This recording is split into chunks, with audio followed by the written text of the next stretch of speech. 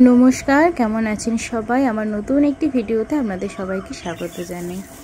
আজ আপনাদের সাথে শেয়ার করব কিভাবে আপনারা বাড়িতে সহজে ধুনো বানিয়ে নেবেন।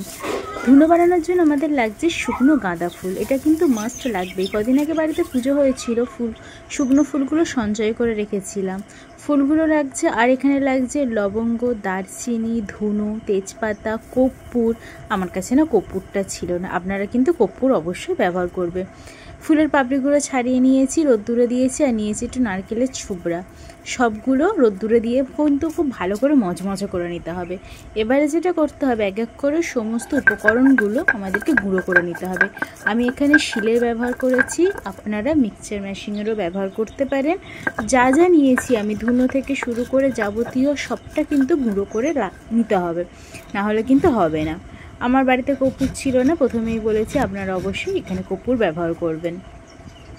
এই ধুনোটা না খুব সুন্দর ধরে, আপনারা তো ভিডিওর একদম শুরুতে দেখলেন, দুর্দান্ত হয় এই ধুনোটা, আর ভাইরালও।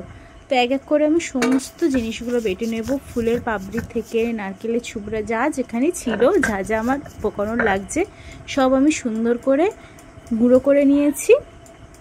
গুঁড়ো করে নেওয়ার পরে সেই গুঁড়োটার মধ্যে আমি একটু দিয়েছি ঘি। আমার একটু বেশি পরিমাণে ঘি লাগবে। এই যে পুরোটাই কিন্তু ঘি দিয়ে মাখাতে হবে। আপনারা যদি আরও বেশি সুবাস চান তাহলে এর মধ্যে আপনারা একটু গোলাপ জল ব্যবহার করতে পারেন, কিন্তু আমার গোলাপ জল ব্যবহার করার প্রয়োজন হয়নি। এমনি এত সুন্দর একটা সুবাস উঠেছিল ধরানোর পরে বলার মতো না।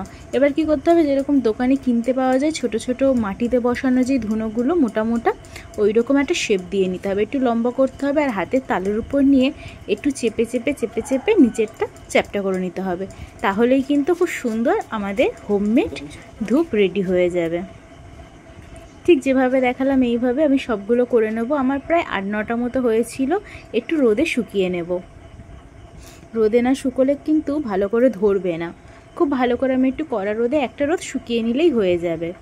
রোদে শুকানোর পরে না যেটা হয়েছিল, ঘি দিয়েছিলাম না, ঘিটা একটু গলে গলে গেছে, দেখতে পাচ্ছেন? তাতে কিন্তু সমস্যা নেই। এই যে দেখুন, ঘি একটু গলে গেছে।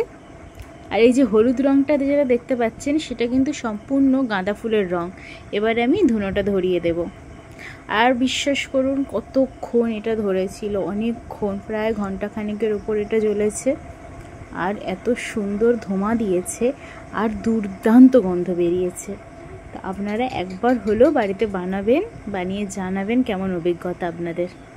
হাতে তৈরি করা যে কোনো জিনিস মাহাত্ম্য কিন্তু আলাদাই একটা সুন্দর মাহাত্ম্য বিরাজ করে, সেখানে যদি ভগবানের জন্য কিছু হয়, তাই না? তো আজকের ভিডিওটা এই অবধি। সবাই ভালো থাকবেন, সুস্থ থাকবেন।